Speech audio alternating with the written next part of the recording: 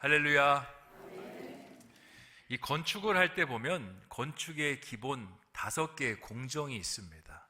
첫 번째가 기공이고요. 그 다음에 착공, 그 다음 시공, 그 다음 완공, 준공, 이렇게 5개의 단계를 갖게 됩니다. 기공이 뭐냐? 기공은 이제 건축을 합니다라고 선포하는 것입니다. 건축의 모든 설계를 다 끝냈습니다.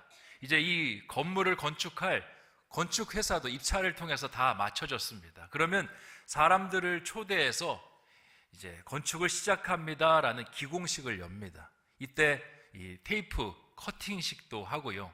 그리고 믿지 않는 사람들은 고사도 지냅니다. 그리고 예수님 믿는 사람은 기공 예배라고 해서 그 예배도 드립니다. 그렇게 해서 기공이 된 다음에 이 착공이 들어가는데요. 착공은 한마디로 첫삽을 뜨는 사역입니다. 우리가 일반적으로 이제 건축을 할 때 그냥 대지에다 건축을 합니다. 그 위에 곧장 건물을 세울 수 있는 게 아니라 건물의 높이에 따라 밑을 깊게 파야 됩니다. 높은 건물일수록 밑에를 더 깊이 파서 튼튼하게 이 하중을 받을 수 있도록 지반을 보강해야 높은 건물을 올릴 수가 있습니다. 이 땅 파기 작업이 바로 착공이라는 작업입니다. 이제 땅 파기까지 다 끝났습니다. 기둥도 잘 매설했습니다. 그러면 건물을 하나하나 올라가기 시작하는데 그게 바로 시공입니다. 설계 도면에 따라서 건물을 하나하나 올려나가고요. 문과 그리고 문틀을 달기 시작합니다. 그렇게 해서 건물을 다 올리고 그리고 그 건물이 지어질 때마다 이 감리사가 건물의 도면들과 건축 상태를 확인하면서 나아가는 것이 시공입니다. 공사의 기간에서 가장 오래 걸리는 시기가 바로 이 시공의 단계입니다. 그리고 건축이 다 끝났습니다. 도면대로 건축회사가 건축을 완료한 것을 완공이라고 하는데요. 완공만 해서는 이제 건축물로서의 역할을 감당하지 못합니다. 그 다음 단계가 있습니다. 이 건축물을 다 완공했습니다라고 건축주에게 알리면 건축주가 와서 설계 도면을 보면서 꼼꼼하게 점검하고 확인합니다. 그리고 서류들을 준비해서 이제 구청과 관공서에 이제 건축이 완료됐습니다라고 내면요. 그것을 승인받게 되는데 그게 준공검사 준공입니다. 준공까지 다 맞춰지면 이제 법적으로 효력이 있는 건물이 됩니다. 그리고 사람이 기거하기 시작하면서 건물 본연의 가치를 갖기 시작합니다. 오늘은요, 우리 신성교회를 준공검사 해볼까 합니다. 무슨 말이냐? 눈이 휘둥그레질 수 있는데요. 올해 우리 교회가 건물 하나를 지었습니다. 어떤 건물이냐? 함께 지어져 가는 교회라는 건물을 지었습니다. 여러분 생각에 이 건물 잘 지어진 것 같습니까? 어떤 것 같습니까? 네, 우리가 볼 때는 잘 지어진 것 같은데 준공을 받아야 됩니다. 설계 도면에 따라서 지어졌는지 또 부족함은 없는지 하자는 없는지 수리 보수할 건 없는지 꼼꼼히 따져야 이 건물이 제대로 세워졌구나 우리가 확언할 수 있고 확증할 수 있습니다. 그러면 그 설계 도면이 뭐냐? 오늘 읽었던 에베소서 2장 20절에서 22절까지의 말씀에 기록이 되어 있습니다. 오늘 이 말씀을 나누면서 잘된 부분 무엇이고 또 우리가 미비해서 보완해야 될 부분은 무엇인지 함께 생각해보는 저와 여러분 되시기를 주님의 이름으로 축원드립니다. 먼저 첫 번째 설교 도면을 보겠습니다. 에베소서 2장 20절 말씀 같이 한번 읽어보겠습니다. 시작. 너희는 사도들과 선지자들의 터 위에 세우심을 입은 자라 그리스도 예수께서 친히 모퉁이 돌이 되셨느니라. 아멘. 첫 번째 설교 도면을 펼치니까요, 거기에 이렇게 기록이 되어 있습니다. 함께 지어져 가는 교회는 특별한 터 위에 세워져야 된다라고 이야기합니다. 거기가 어디입니까? 사도들과 선지자들의 터 위라고 이야기합니다. 이게 도대체 무슨 말인가? 이 말은요, 교회의 역사와 전통 위에 세워져야 된다는 것을 이야기하는 겁니다. 기독교 안에서요, 교회는 항상 역사와 전통 앞에서 양갈래길로 나누어졌습니다. 역사와 전통 안에 매몰되는 모습이 있었고요, 또 역사와 전통을 벗어나서 딴 길로 막 가는 모습이 있었습니다. 역사와 전통에 매몰된 교회는 어떤 교회냐? 대표적인 예로 중세 로마 카톨릭이었습니다. 변화하지 않았습니다. 성장하지 않았습니다. 오직 전통과 그 역사에 얽매여서 그렇게 살았습니다. 심지어 뭐라고 이야기했냐면 이 전통과 역사가요, 성경보다 더 중요하다고 이야기합니다. 교황의 말은 하나님 말과 같다라고 그렇게 이야기까지 하기 시작했습니다. 뿐만 아니라 변화는요, 정말 진저리치게 싫어했습니다. 갈릴레오 갈릴레이가 과학의 귀한 진리를 발견했습니다. 태양을 중심으로 지구가 돈다, 지동설을 가지고 왔는데 교회가 그것을 불편한 것으로 여깁니다. 아니야, 성경에서 그렇게 이야기하지 않아.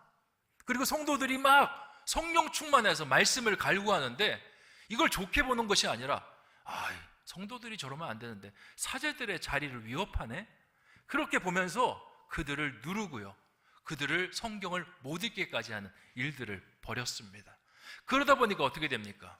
교회는 계속 시간 안에 머물러 있습니다. 세상은 시간 안에서 발전하고 있는데 교회와 세상이 격차가 생기고 동떨어지고 교회에 남은 사람들이 없게 되는 불상사를 마주하게 됩니다. 그러면 반대로 교회가 역사와 전통을 벗어나게 되면 어떻게 되느냐? 한마디로 표현하겠습니다. 이단됩니다. 우리가 갖고 있는 이 성경 있지 않습니까? 이 성경이 어떻게 만들어진 줄 아십니까? 이 성경은요, 하늘에서 땅으로 뚝 떨어진 게 아닙니다. 성경을 읽어보신 분들은 압니다. 이 성경의 저자가 여럿입니다. 이 저자 여럿이 하나의 성경을 만들었고 66권의 책이 우리의 손에 주어졌습니다. 어떻게 이 책이 우리의 손에 주어졌을까? 교회가 그 66권을 채택했습니다. 그리고 그 교회가 이 66권의 성경의 권위를 부여했기 때문에 있을 수 있는 일이었습니다. 성경이 형성될 때의 상황이 이렇습니다. 예수님은 승천하셨습니다.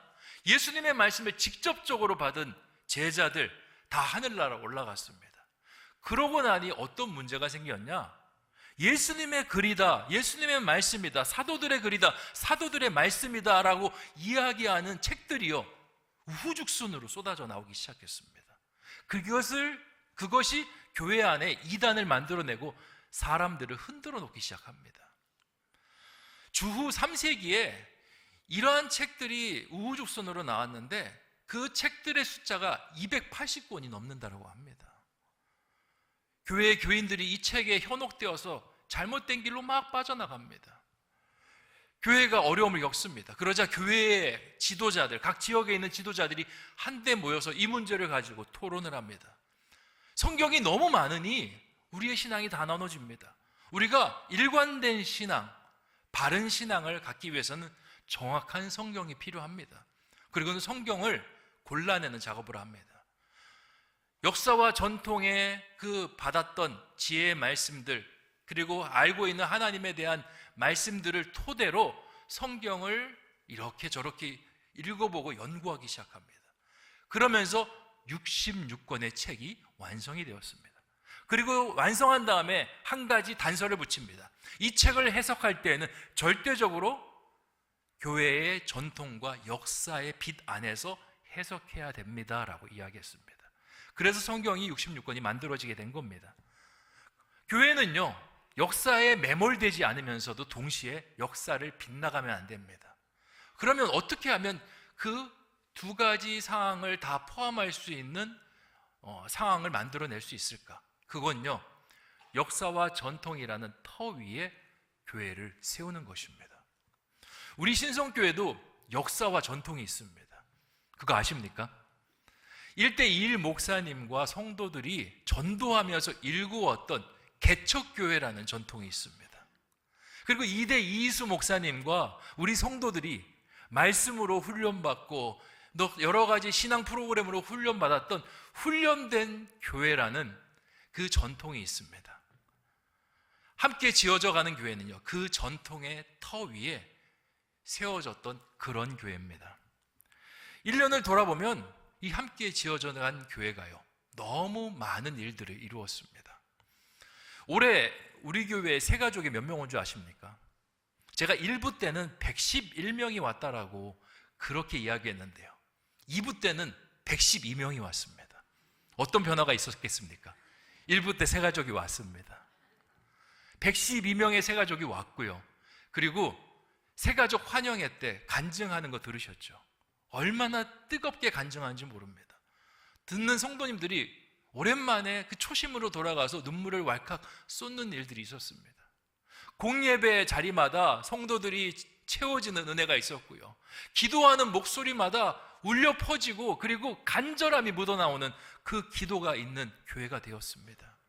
그리고 남선교회, 가장 나이가 많은 남선교회가 봉사를 하고요. 그 어린 남선교회가 그 일을 함께 따라하는 놀라운 역사들이 일어났습니다. 여전도회는 물론이고 권사회 여러 가지 회들, 안수집사에 자발적으로 교회를 위해서 일하고자 하는 일들이 일어났습니다. 정말 하나님께서 부어주신 은혜가 아닌가 생각이 됩니다. 저는 올 초에 사실 지금 와서 고백드리는 건데 함께 지어져가는 교회의 비전을 선포한 다음에 내심 걱정했습니다. 왜냐? 신성교회가 걱정이 된 건 아닙니다. 제가 걱정이었습니다. 처음 담임 목회를 하는데 함께 지어져가는 교회라는 비전을 선포했습니다. 제 마음속에 이 비전이 잘 이루어져야 되는데 라는 부담감이 있었습니다.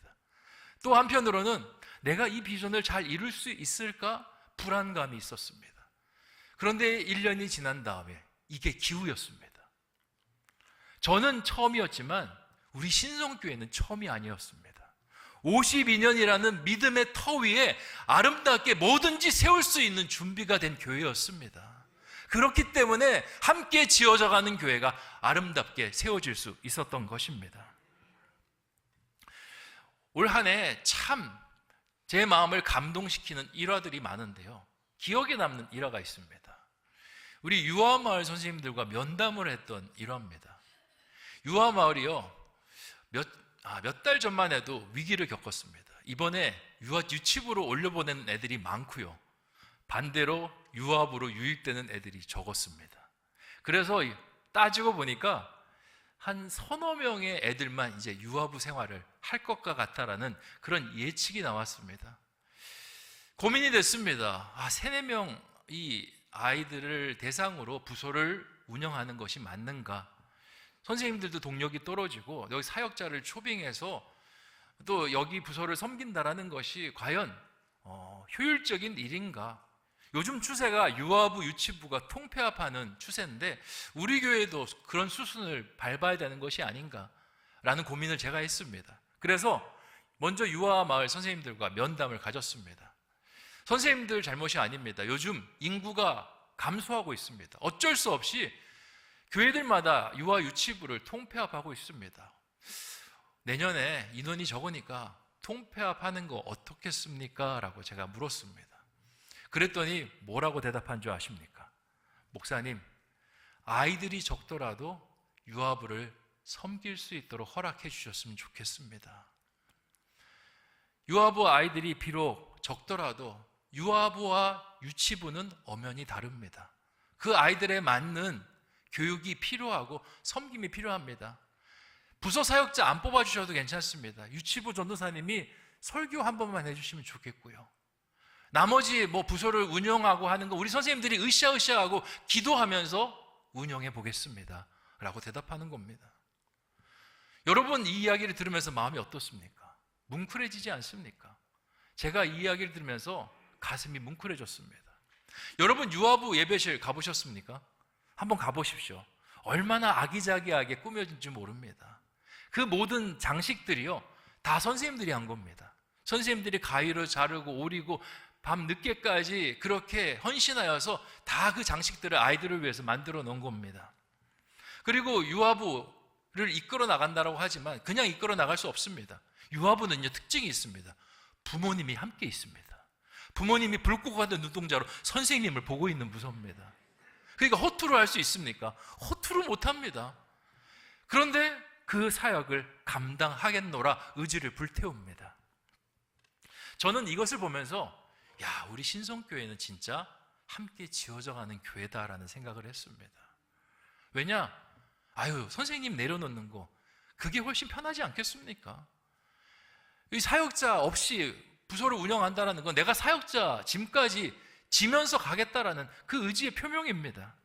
그런데 이 모든 것을 감수하고 주님의 몸된 교회를 섬기겠다라고 말하니 이게 얼마나 귀한 일입니까? 신석교회가 이런 교회가 될 수 있는 비결에는요, 좋은 선대 목사님과 성도님들의 터 위에 세워져 있기 때문에 그러합니다. 그 믿음의 훈련과 개척 정신이 우리의 마음속 깊이 스며들어 있기 때문에, 또 그분들이 우리에게 그것을 전수해 주었기 때문에 우리 교회가 아름답게 이렇게 세워질 수 있었던 것입니다. 이제 중공검사를 합니다. 몇 점 주시겠습니까? 100점 만점에. 저는 1000점 드리고 싶습니다. 만점 드리고 싶습니다. 하나님께서 놀랍게 역사하실 것입니다. 그리고 최근에 기적이 일어났습니다. 떠나보낸 아이들만큼 채워지는 일이 일어났습니다. 지난주에 성탄절에 우리 유아 세례받은 아이가 3명입니다. 그리고 오보람 목사님 유아부 아이 1명 끌고 왔습니다.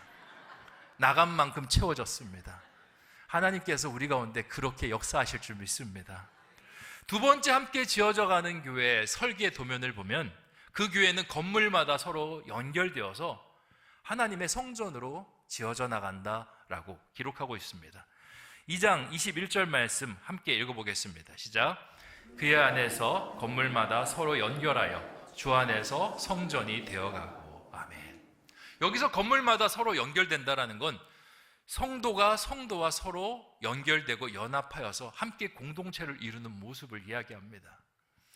올해 목장 연합 예배가요, 참 뜨거웠습니다. 목장 연합 예배 아시죠? 주일 오후에 첫째 주면 목장의 모든 사람들이 모여서 함께 연합 예배 나눔을 갖습니다.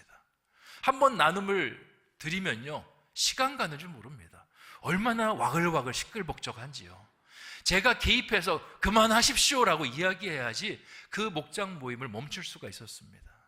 저는 그 모습을 보면서 우리 교회가 정말 성도님들 간에 연결되는 것이 갈급한 교회였구나, 함께 성전되어서 지어져 가는 것이 정말 열망으로 채워진 그런 교회였구나라는 것을 느꼈습니다. 그런데 아쉬움도 있습니다. 우리 교회를 실제로 들여다보면요, 개별 목장 나눔이 참 어렵습니다. 우리 교회에 목장이 한 43개 정도 있는데 그 중에 몇 %나 목장 모임을 하는 줄 아십니까? 30%가 채 되지 않습니다. 대부분 목장들이 그냥 목자들이 전화 연락만 하면서 목장이 운영되고 있습니다. 오늘 주보에 그 목장 현황판이 나왔는데요, 그거 작성하는데도 얼마나 힘들었는지 모릅니다. 우리 부서 목사님들이 전화를 몇 번 드리면서 사정사정해서 목자와 부목자를 그렇게 세운지 모릅니다. 그러다 보니 교회의 목장 모임 소그룹이 약화되어 있습니다. 함께 지어져 가는 교회는요, 목장이 강한 교회입니다. 목자들이 함께 세워져 나가는 교회고요, 그리고 목원들이 목자를 도와서 함께 목장을 부흥시켜 나가는 교회가 함께 지어져 가는 교회입니다. 올해 2월에 목회 데이터 연구소에서 출간한 교회 성장 리포트라는 자료가 있습니다. 그 자료를 보면 대한민국의 500개의 교회 목사님을 상대로 설문조사를 했습니다. 코로나가 지난 1년 된 시점, 지금에 당신의 교회는 어떠합니까? 라는 질문이었습니다. 성장하였습니까? 아니면 예전에 그 인원을 회복하는 정도였습니까? 아니면 회복 못한 상태로 머물러 계십니까? 물었더니 회복되지 못했습니다 라고 대답한 교회가요 54%입니다. 그리고 예전의 모습을 겨우겨우 회복했습니다가 31%입니다. 그리고 놀라운 답변이 있었습니다. 그 중에 15% 되는 교회들은 코로나 이후요 우리 교회 성장했습니다, 부흥했습니다, 그렇게 답변을 한 겁니다. 도대체 어떻게 그런 일들을 이루었는가? 대다수의 90%, 80% 넘는 교회들은 다 성장이 둔화됐는데, 쇠퇴했는데 어떻게 이 교회들은 성장할 수 있었는가? 그 교회를 추적 관찰했습니다. 그랬더니 공통점이 하나 있습니다. 그게 뭐냐? 소그룹과 목장이 활발하게 일어나는 교회들입니다. 그 교회들은요 코로나 때도 목장 모임 쉬지 않았습니다. 소그룹 모임 쉬지 않았습니다. 사람은요 언제든지 약하고 넘어질 때 있습니다. 코로나 전에도 그럴 때가 있었고 코로나 후에도 그런 때가 있습니다. 근데 코로나 전에는 교회에서 사람들 만나면서 그 아픔과 힘듦을 풀어냈습니다.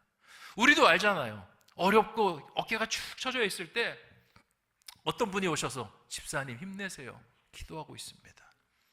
권사님 우리가 중보하고 있으니 쓰러지면 안 돼요. 포기하면 안 돼요. 끝까지 기도하는 거예요. 그러면요, 마음속에 다시 뭔가 할 수 있다는 의지가 활활 타오릅니다. 근데 코로나 때 이게 다 끊겨버리니 신앙이 다 퍽 주저앉고 마는 겁니다. 근데 이 15%의 교회는요, 코로나 때도 서로 전화 연락하는 걸 끊지 않았습니다. 줌으로 모이면서 기도 제목 듣고 기도 제목을 가지고 함께 기도했습니다. 이게 코로나가 끝나고 어떻게 연결이 되느냐? 성도들을 교회로 끌어모으는 견인차 역할을 합니다. 그리고 그 만남을 사모하게 하고 기다리게 하는 그 열망으로 사람들을 불러 모으기 시작합니다. 교회는요, 서로 돌봐주는 공동체입니다. 누구나 약할 때, 누구나 무너질 때 있습니다. 그때 누군가가 붙잡아주면요, 완전히 주저앉지 않습니다. 완전히 무너져 내리지 않습니다. 일어설 수 있습니다. 오늘 말씀에서 교회는 서로 연결되어서 성전으로 지어져 간다라고 하는데, 이 성전에는요, 특징이 있습니다. 거룩으로 물들이는 특징이 있습니다. 무슨 말이냐? 일반적인 물건도요, 성전에 갖다 놓으면 이제 물건이 아닙니다. 성물이 됩니다. 그리고 이 성전이 예루살렘 산 위에 세워졌는데, 세워질 때까지는 예루살렘 산이라 불렀는데 세워지고 나니까 이 산을 성산이라 부릅니다. 그리고 성전 안에 들어가는 사람들을 성도라고 부릅니다. 하나님의 자녀라고. 성전은 끊임없이 거룩으로 물들이는 것입니다. 나는 신앙이 떨어질 때 있습니다. 거룩이 무너질 때가 있습니다. 영적으로 주저앉을 때가 있습니다. 하지만 하나님께서 붙여주신 사람들과 함께 연결돼서 성전이 되면요, 그 사람의 거룩으로 내가 살아납니다. 그 사람의 그 기도로 내가 다시 일어날 수 있습니다. 다시 거룩해질 수 있고 다시 하나님을 바라볼 수 있습니다. 그래서 성전은 서로 연결되고 함께 성전으로 지어져 나가야 된다라고 이야기하는 겁니다. 자, 이제 중공검사를 해보겠습니다. 여러분은 이 부분에 있어서 우리 교회가 몇 점이라 생각하십니까? 죄송하지만 저는 좀 낙제라고 생각합니다. 그래서 유보하려고 합니다. 하지만 유보로 끝내지 않습니다. 내년도 표가요, 서로 무난하랍니다. 이 부분을 잘 다독이고 강하게 해서 이 부분조차도 함께 지어져 나가는 교회로 만들고자 합니다. 저와 함께 동참하는 복된 성도 되시기를 주님의 이름으로 축원드립니다. 자, 마지막 설계도면 보겠습니다. 그것은 성령 안에서 함께 하나님이 거하실 초소가 되는 교회입니다. 에베소서 2장 22절 말씀 같이 한번 읽어보겠습니다. 시작. 너희도 성령 안에서 하나님이 거하실 초소가 되기 위하여 그리스도 예수 안에서 함께 지어져 가느니라. 아멘. 제가 건축가들한테 물어보니까 건축을 할 때 딜레마가 있다고 합니다. 어떤 딜레마? 미학을 중요하게 여겨야 되냐, 실용을 중요하게 여겨야 되냐. 건물을 아름답게 만들고 싶은데 그 안에 있는 사무실이란 구조를 생각하면 건물을 멋지게 지을 수가 없습니다. 그리고 실용만 생각하고 건물을 지으면요, 너무 삭막합니다. 어떻게 할까? 늘 건축가에게는 그것이 딜레마라고 합니다. 영국에 20 펜처치 스트리트라는 건물이 있습니다. 이렇게 생긴 건물인데요, 별명이 워키토키 건물입니다. 왜 워키토키겠습니까? 생긴 게 무전기처럼 생겼습니다. 아래는 잘록하고 위에는 볼록하게 만들어진 건물입니다. 이 건물이 지어질 때 영국 런던에 지어졌거든요. 이 런던의 랜드마크가 될 거라 생각했습니다. 저렇게 멋진 건물, 저렇게 그 건축공학적으로 멋지게 건물을 지으면 사람들이 다 쳐다볼 거고 대단한 명소가 될 것이다 라고 그렇게 건물을 지었습니다. 그런데 이 건물이 지어지고 나니까요, 새로운 별명이 붙었습니다. 무슨 별명이냐? 죽음의 빌딩이라는 별명이 붙였습니다. 왜 죽음의 빌딩이냐? 사람이 죽어서 죽음의 빌딩이 아닙니다. 저 건물의 외벽이 다 유리로 돼 있는데 빛을 받아서 어디로 쏘겠습니까? 아래로 쏩니다. 그런데 저 건물이 볼록하게 생겨서 볼록 렌즈 역할을 합니다. 빛을 받아서 모아서 강하게 쏩니다. 아래는 어떻게 되겠습니까? 불지옥이 됩니다. 그래서 지옥의 빌딩이 된 겁니다. 사진을 보면요, 거기 밑에 세워놨던 차량의 사이드미러가 저렇게 녹았습니다. 사이드미러만 놓는 게 아닙니다. 자전거 세워놨더니 자전거 안장도 놓고요, 잔디밭도 타버리는 일들까지 발생하고 말았습니다. 그러니까 거기에 있는 온도는 기본적으로 일단 높습니다. 그래서 시청에서 제재가 들어옵니다. 그 벽면에 있는 유리에 썬팅을 하라고, 검은색으로 다 칠하고 나니까 그제서야 저 열 사건이 없어지게 되었습니다. 건축가들이 건축할 때 건축 솜씨를 참 뽐내고 싶어 합니다. 멋지게 한번 지어보고 싶다. 시드니에 있는 그 오페라 하우스처럼 참 지어지고 싶다. 근데 또 그 안에서 생활을 해야 되는 사람들은 좀 편리하게 지어줬으면 좋겠습니다. 멋은 됐으니까 우리가 이용하기 좀 수월하게 지어졌으면 좋겠습니다 라고 이야기합니다. 두 가지 딜레마가 부딪힙니다. 어떤 것이 우선이 돼야 되겠습니까? 사람이 살아가는 조건이 먼저 우선이 돼야 됩니다. 실용이 일단 기본이 되고 그 다음에 미학을 채워야 합니다. 우리 함께 지어져가는 교회는 오늘 말씀에서 하나님께서 거하실 초소가 되어야 된다고 합니다. 그러면 이 건축은 누구에게 포커스가 맞춰져 있어야 됩니까? 하나님에게 포커스가 맞춰져야 됩니다. 그런데 많은 교회들이요, 교회의 아름다움을 뽐내기를 원합니다. 교회 규모를 뽐내기를 원하고, 프로그램을 뽐내기를 원하고, 거기 안에 있는 사람들의 멋짐을 뽐내기를 원합니다. 시설을 뽐내기를 원합니다. 그러면요, 하나님이 거하실 초소가 되지 못합니다. 역대하 9장을 보면 솔로몬이 성전을 참 멋지게 지은 다음에 낙성식을 올려드리는 장면이 있습니다. 거기에 소 2만 마리를 끌고 와서 제사를 드리고요, 양은 12만 마리 끌고 와서 제사를 드립니다. 그리고 잔치를 벌이는데 하루가 아닙니다. 7일 동안 성대하디 성대한 잔치를 벌입니다. 하나님 앞에 엄청나게 예배하고 기도합니다. 그랬더니 이 낙성식이 끝난 다음에 하나님께서 꿈으로 솔로몬에게 현몽하십니다. 그리고 말씀하시는데, 네가 낙성식을 잘했으니 내가 복을 내리겠노라, 이렇게 말씀하지 않습니다. 솔로몬아, 네가 성전을 이렇게 멋지게 지었고 낙성식을 드렸지만 네가 성전을 멋지게 지었다고 해서 내가 거기에 안주할 것이라고 그렇게 착각하지 말라라고 말씀하십니다. 나는 딱 한 가지 조건에서만 성전에 거하겠다 말씀하십니다. 나의 율례와 법도를 따를 때. 네가 나의 율례와 법도를 따르기만 하면 내가 성전에서 듣는 기도는 다 응답할 것이고, 그리고 네가 어려움이 있을 때 성전에서 구하면 하나님께서 바로 그 문제를 해결해 주실 것이고, 너의 자손의 자손이 복을 받는 은혜를 부어주실 것이다. 그런데 율례와 법도를 떠나면 내가 성전에서 모습을 보이지 않겠노라 말씀하십니다. 하나님께서 솔로몬에게 이렇게 현몽하신 이유가 뭡니까? 준공 심사를 받는 겁니다. 우리가 준공 심사가 건축 대장이랑 그 건축물을 잘 살피는 것도 필요하지만, 이제 이 건축물이 제대로 된 건축물인가 관공서에 승인받는 것도 필요합니다. 하나님께서 승인해 주는 겁니다. 한 가지 조건으로, 법도와 율례를 지키는 조건으로. 마지막 설계도면은요, 우리에게 승인 절차를 위해서 묻는 겁니다. 신성교회를 하나님 거하실 초소로 만들어 가겠느냐? 여러분의 대답은 어떻습니까? 아멘이십니까? 네, 아멘입니다. 지금까지 우리 신성교회는요, 하나님 거하실 초소로 잘 그렇게 성장해 왔습니다. 성도들이 하나님 앞에 기도하였고요, 예배하였고, 목회자의 목회를 잘 도와서 교회를 아름답게 일구어 나갑니다. 분쟁도 없습니다. 다툼도 없습니다. 사랑은 충만합니다. 그런데 이것이 계속되기 위해서는 끊임없는 노력이 필요합니다. 저와 여러분이 함께 지어져가는 교회를 계속적으로 만들어가고, 하나님이 이 가운데 거하실 초소로 계속적으로 보존해 나가는 그런 믿음의 사람들 되시기를 주님의 이름으로 축원드립니다. 기도하겠습니다.